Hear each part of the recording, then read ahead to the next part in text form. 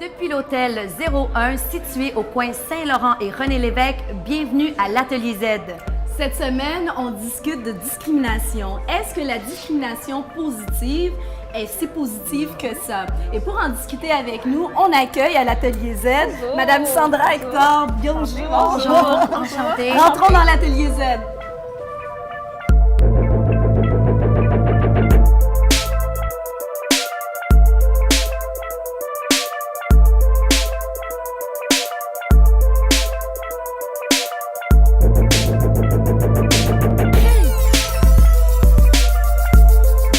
Bienvenue dans l'Atelier Z. Aujourd'hui, on parle de la discrimination positive. Est-elle si positive que ça? Aujourd'hui, pour en parler avec nous, on a Madame Sandra Hector, qui est directrice Attraction Talent avec près de 10 ans d'expérience. Merci d'être avec nous. Merci à vous pour l'invitation. Et on commence avec expliquez-nous, c'est quoi la discrimination positive en emploi? En emploi. En fait, à mon avis, je dirais que la discrimination positive en emploi, c'est de prendre un certain groupe qui est considéré comme désavantagé dans la population, puis de les favoriser pour un certain temps. Donc, quand on parle, puis présentement, c'est appliqué en fait aux femmes, aux minorités visibles, aux autochtones, puis aussi aux handicapés, en fait, qu'on oublie des fois. On parle souvent des minorités visibles, mais on oublie que c'est aussi les gens qui sont handicapés, puis ça peut être un handicap mental, physique, intellectuel, peu importe. Donc, c'est de favoriser ces gens-là pour qu'ils aient accès à l'emploi, que ça soit égal. Moi, j'ai un petit peu accroché à la présentation parce que j'ai jamais entendu directrice attraction talent. Oui, absolument, oui, c'est ressources humaines. Oui. Est-ce que c'est dans la même famille? Tout à fait, c'est dans la même famille. En fait, le principe, c'est qu'au lieu de recruter, les entreprises maintenant comprennent qu'on doit attirer les gens vers nous. Donc, c'est plus faire un effort d'aller en amont, mais c'est d'avoir une entreprise justement qui va être inclusive de la société pour que les gens aient envie de venir travailler pour votre organisation. Donc, c'est dans ce tournant-là, mais effectivement, c'est du recrutement, mais l'approche est différente dans ce sens qu'on veut attirer les gens. Donc, on a des politiques internes, des plans de communication pour attirer la population visée au sein de l'entreprise. Vous ne trouvez pas que le mot discrimination est lui-même péjoratif? Oui, effectivement. Puis c'est pour ça que d'emblée, c'est un sujet, c'est vraiment mitigé parce que d'emblée, tu dis, bon, discrimination, on veut pas de discrimination. Mais malheureusement, ça sonne exactement. Mais malheureusement, dans le monde où est-ce qu'on vit encore, puisque c'est pas encore égal, on n'a pas le choix. L'idéal, ce serait qu'on n'ait pas à s'en faire, puis que justement, il y ait de l'égalité pour tous. Oui, parce que le modèle de société visé, c'est justement qu'on soit aveugle à ces différences-là, au lieu de nommer des sous-groupes, puis vraiment les identifier. Exactement. Moi, je trouve que ça perpétue des stéréotypes. C'est un danger. J'en conviens, tout à fait, j'en conviens, mais encore là, il faut penser que ça a également beaucoup aidé les femmes, si on y pense. Je veux dire, au début, s'il n'y aurait pas eu ces mesures-là pour forcer les choses, est-ce qu'on serait tous où est-ce qu'on est rendu aujourd'hui? Donc, mais c'est des mesures temporaires, n'est-ce pas? Exact, c'est ça. Jusqu'à quand ça va rester temporaire? Parce qu'on dirait que ça devient un petit peu permanent, là. Oui, mais si on regarde, disons, présentement, disons la population autochtone, il y a beaucoup de mesures qui sont en train de se prendre maintenant pour cette population-là et aussi les handicapés, parce qu'on se dit, bon, les femmes, les minorités visibles, je ne dis pas que c'est parfait, mais que bon, il y a eu des efforts de fait. Donc là, on s'oriente plus vers ces deux autres groupes-là, mais ils ne sont pas représentés, ils sont sous-représentés présentement énormément. Donc, pour répondre à ta question, d'un sens, je suis d'accord avec toi. Effectivement, c'est surtout quand l'individu qui en bénéficie est conscient, puis qu'ensuite, ça se parle, puis que ça lui revient. Parce que personne ne veut obtenir un poste, puis savoir que, bon, ben, c'est parce que justement, tu fais partie de telle catégorie, donc c'est pour ça que tu es là. Mais en même temps, on a eu besoin de ça dans le passé. Donc, si on s'appuie sur le passé, ça n'a pas été mauvais parce que ça fait qu'on est où est-ce qu'on est aujourd'hui. Moi, je fais partie de 2 de ces groupes-là. Donc, je suis une femme et je suis une minorité visible. Donc, j'imagine que dans le passé, les gens avant moi, finalement, en ont bénéficié. Puis, je ne crois pas que c'est quelque chose que j'ai bénéficié maintenant. Que c'est encore sa raison d'être. Oui, tout à fait. Oui, c'est ça. Mais je comprends que c'est mitigé. C'est vraiment difficile comme question, honnêtement. Oui, parce que moi, j'observe, ça, c'est des mesures qui ont beaucoup de succès dans la fonction publique. Oui.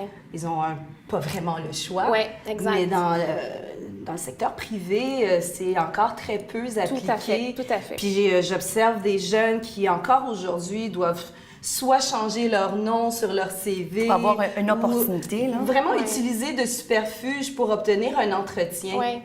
En fait, c'est dans le secteur public, ça fait longtemps qu'on en parle, ça fait longtemps que c'est implanté puis que c'est respecté. Dans la fonction privée, dans le secteur privé, pardon, on débute, mais ça, c'est certain. À la base, c'est un manque d'information, en fait. Puis le beau changement qu'on voit maintenant, c'est que les entreprises du secteur privé débutent maintenant à offrir des formations à l'interne sur les biais. Puis je trouve que c'est une super de belle approche parce que finalement, ça part de ça, c'est qu'on est biaisé. On voit quelqu'un, justement, qui a un handicap physique, puis là, on va croire qu'à cause de ça, elle a aussi un handicap ou qu'elle est moins bien intellectuellement parlant. Ses capacités de travailler sont en quelque part touchées. Exact, mais c'est pas nécessairement le cas. Où les gens sont juste inconfortables parce qu'ils savent pas comment aborder. Disons, quelqu'un qui a une déficience, disons, visuelle, qui va avoir un chien. Mais qu'est-ce qu'on fait? Est-ce que j'ouvre la porte? Est-ce que je lui demande s'il a besoin d'aide? Qu'est-ce que je fais? Donc, les gens sont inconfortables. C'est clair qu'il y a un devoir d'éducation qui doit accompagner ce genre de mesures-là. Parce que moi, j'ai beaucoup de peine à observer encore aujourd'hui à cause des stéréotypes qui sont encouragés, de voir même des jeunes issus de la diversité qui partent leur propre PME, puis qui répètent des attitudes qu'on essaie de changer. Oui, mais souvent ça, puis l'excuse que j'ai entendue pour avoir travaillé aussi au niveau des firmes de recrutement, où est-ce que là, on se fait payer des gros honoraires pour trouver la personne parfaite pour l'entreprise. Puis là, des fois, ils ne voulaient pas nous dire directement qu'ils préféraient un tel type de personne ou pas, parce que, bon, les gens comprennent que, bon, c'est discriminatoire, ils ne veulent pas être discriminatoires, mais souvent, c'est à cause de leurs propres clients que ça serait peut-être pas accepté pour leurs propres clients. Donc, ils veulent pas être affectés dans leur chiffre d'affaires, disons.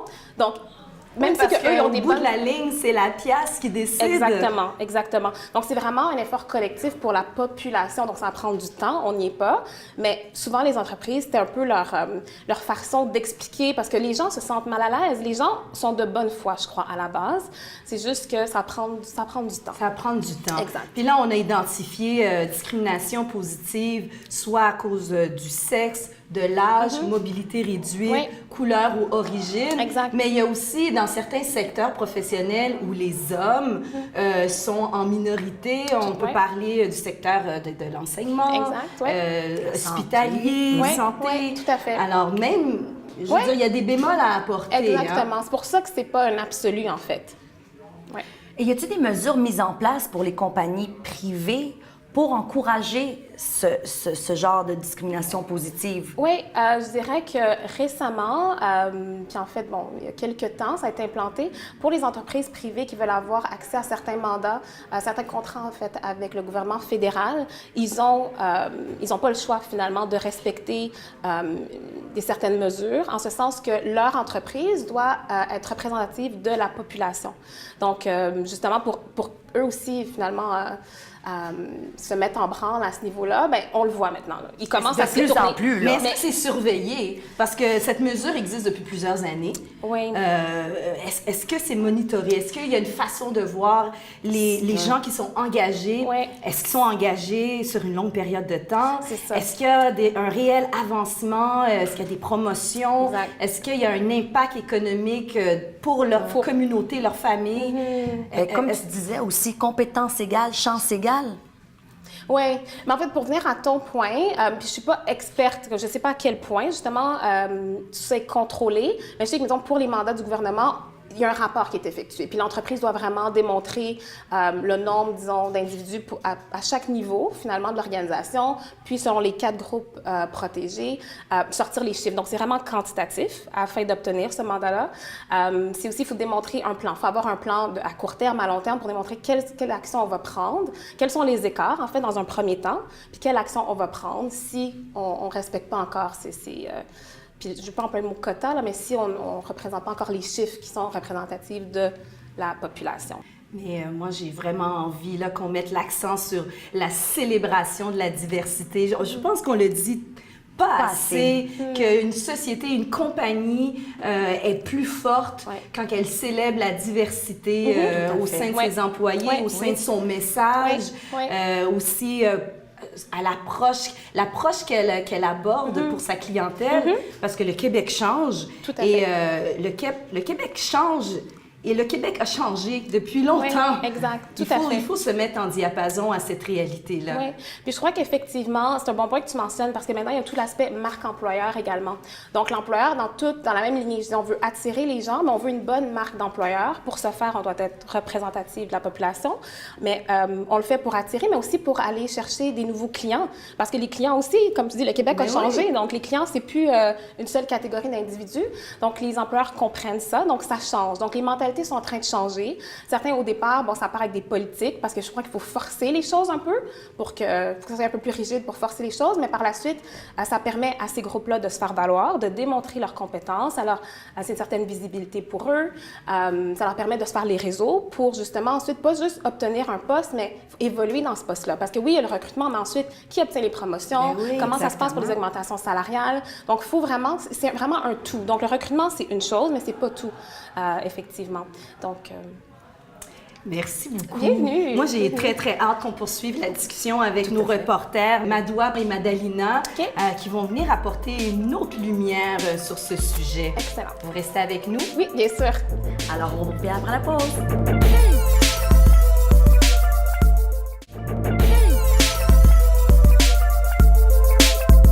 De retour dans l'Atelier Z, tourné directement de l'hôtel 01, situé au coin des rues Saint-Laurent et René-Lévesque à Montréal. Aujourd'hui, le sujet du jour, c'est la discrimination positive.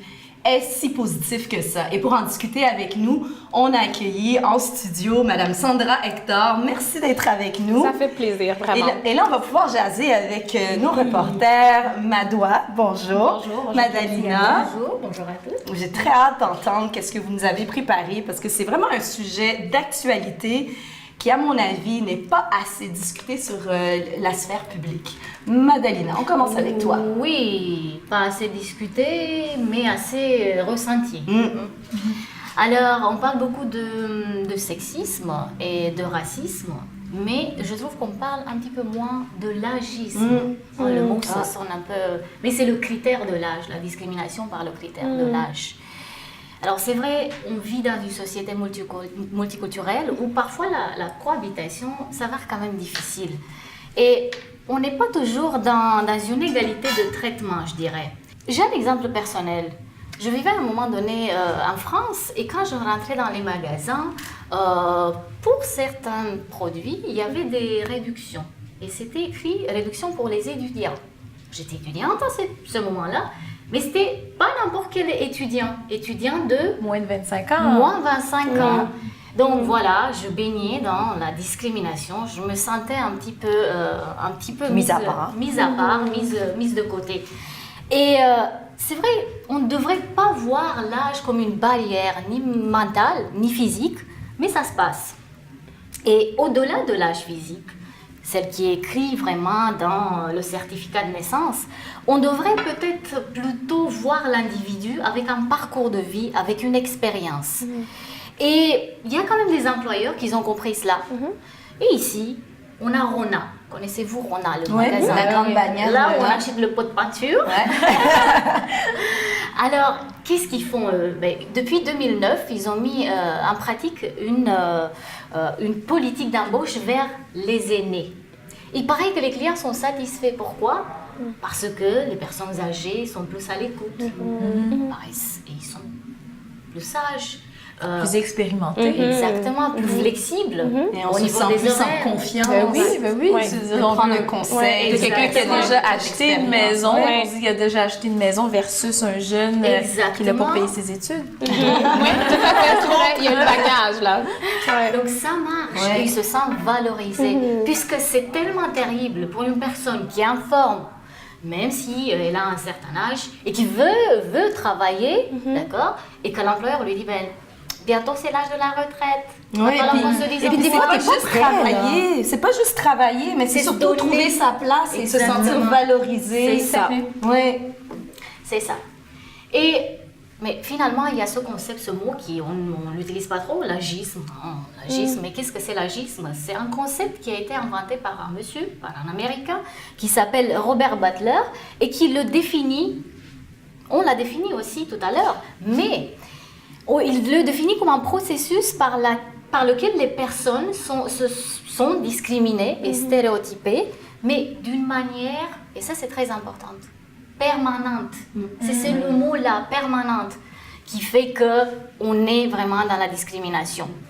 Et pourquoi on discrimine? Pourquoi? Par ignorance. Ou par une crainte profonde pour la mort et le vieillissement. Et on a beaucoup de préjugés, des stéréotypes envers les personnes âgées.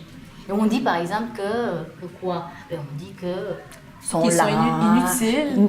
Voilà. Vraiment la difficulté à s'adapter au niveau technologique, on entend souvent parce que ça va tellement vite. Qu'ils sont coûteux. Exactement, qu'ils sont là juste pour avoir des services, qu'ils sont un fardeau de la société, que ils ont un déclin mental et physique. Mais on ne les voit pas comme des personnes qui prennent vraiment part à notre société puis qui peuvent être actifs et qui le sont. Et puis, en raison de ça, souvent, on les isole d'abord par l'emploi, puis par la suite par toutes les autres sphères de la société où ce qu'on les met de côté. Exactement. C'est important, tout ce que Après, il y a l'État qui arrive en donnant des lois. Mais est-ce que ça règle?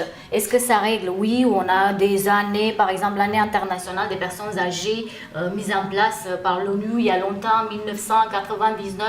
On a l'année encore européenne du vieillissement actif et de la solidarité intergénérationnelle de 2012 par le Parlement européen, mais ça peut servir, mais moi je trouve que c'est plutôt la conscience de chacun. Oui, mais on revient encore au fait que c'est pas juste les mesures politiques qui doivent être mises de l'avant, C'est le mais il y a un travail de devoir chacun. d'éducation et de sensibilisation Et la communication. de la société. Oui.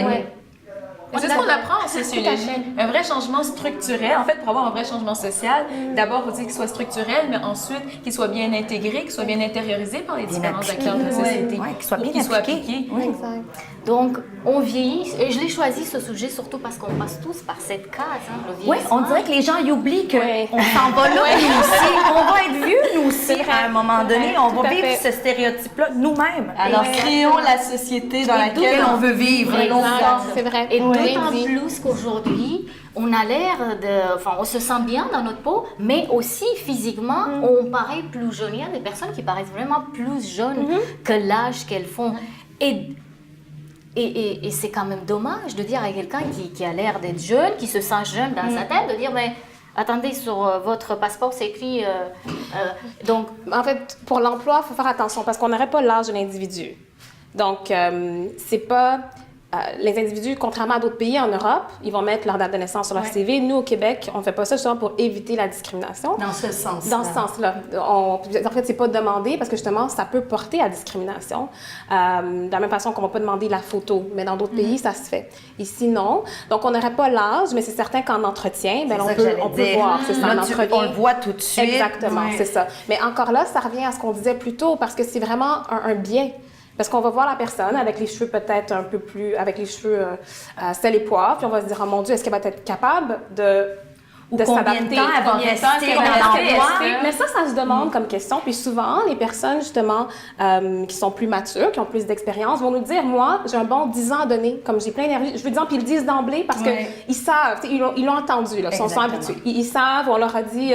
vous êtes juste de la retraite. Exactement, ils te le disent d'emblée. Ou bien ils vont dire, j'ai 5 ans, mais c'est correct. Maintenant, en moyenne, les gens restent en emploi 18 mois. Donc, quelqu'un qui reste 3 ans, 5 ans, c'est bon. C'est bon. Wow. Donc, ça peut... Mais ça me donne envie de vous poser la question avant qu'on aille à ta conclusion, Madalina.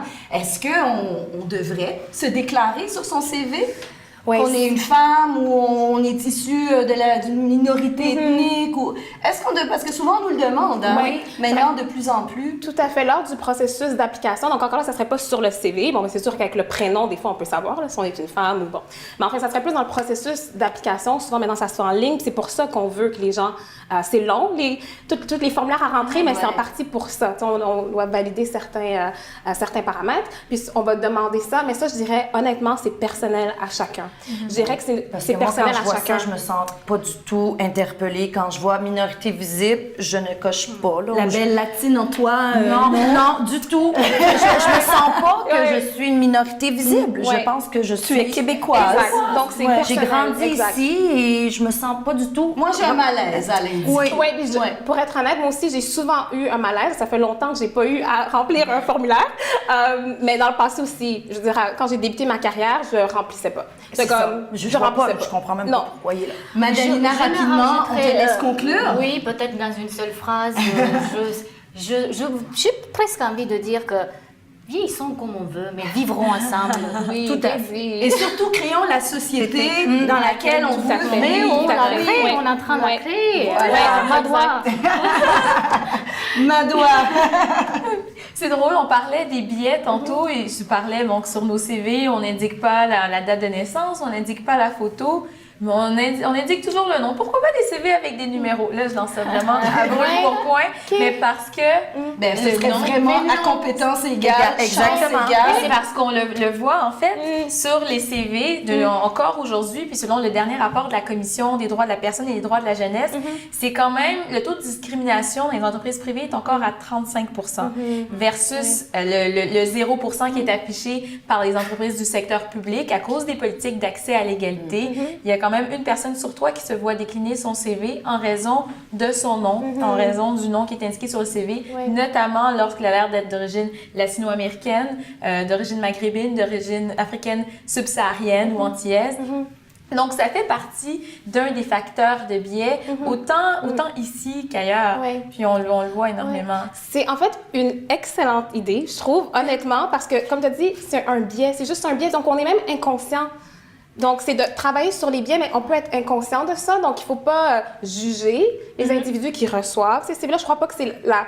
Je crois pas que C'est pas une question de mauvaise foi. Oui, c'est ça. clairement. Comme je disais, c'est Mais pas une mauvaise c'était vraiment foi, mais très c'est un intéressant biais. qu'on se disait que les gens sont pas conscients Exact. de ces réflexes-là parce que bien souvent, quand on reçoit quelqu'un en entrevue, c'est sûr que, bon, dans les organisations dans lesquelles tu as évolué, vous avez un grand processus et puis c'est pas une seule personne qui recrute, mais bien souvent, dans une petite entreprise privée, les gens vont regarder, il va y avoir des gens qui leur ressemblent. Et pas nécessairement au niveau, au niveau ethnique ou au niveau des autres déficiences ou quoi que ce soit, mais on regarde la personnalité de la personne, puis on se dit, affinités, oui, on va avoir des énergies. affinités, puis on a des énergies compatibles. Exact. Des fois, Donc, il dans suffit tout d'obtenir ça- un entretien, même si son nom comporte des Ça pour change avoir tout. l'emploi. Ouais.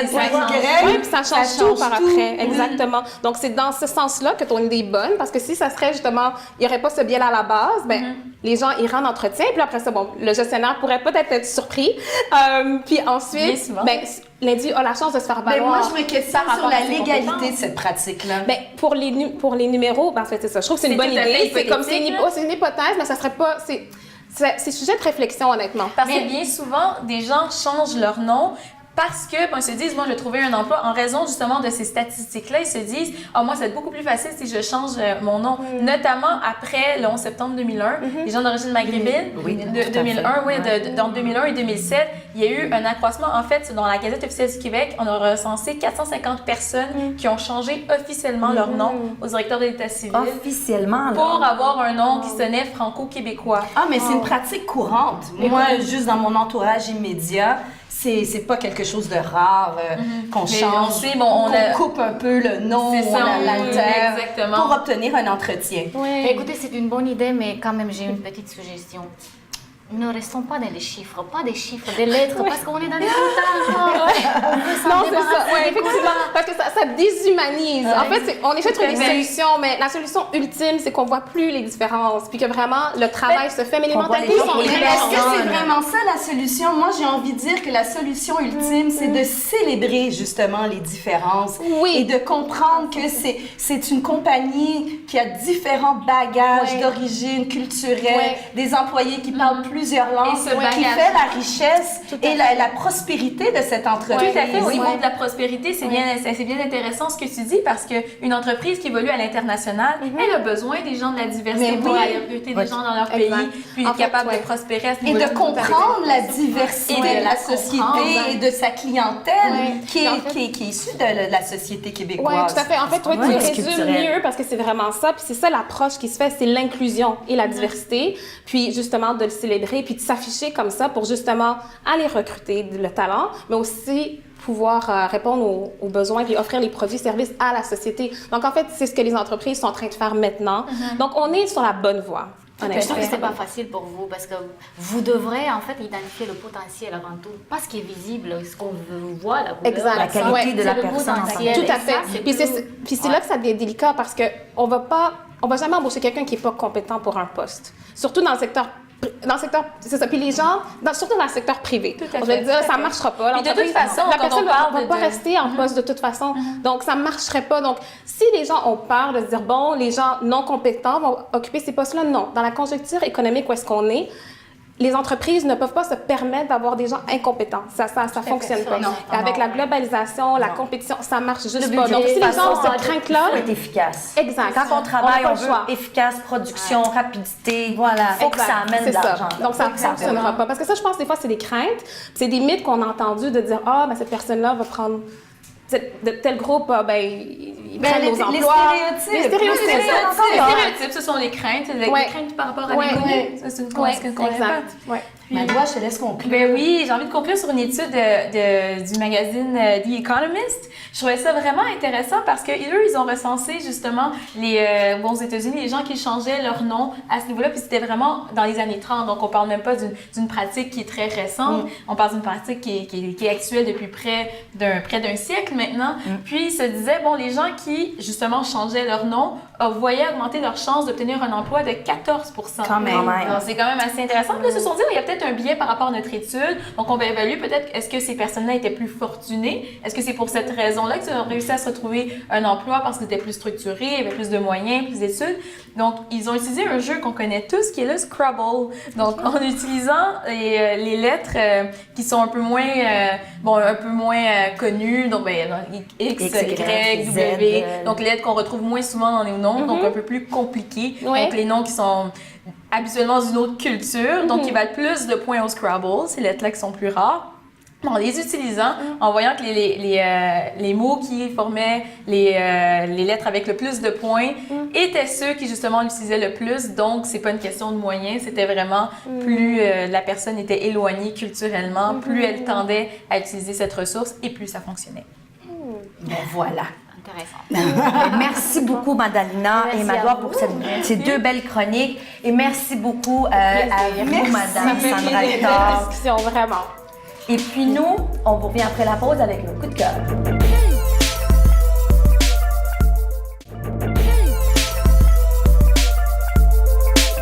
De retour dans l'Atelier Z. Cette semaine, la question, c'est la discrimination positive. Est-ce si positif que ça? Et là, c'est le temps de nos coups de cœur.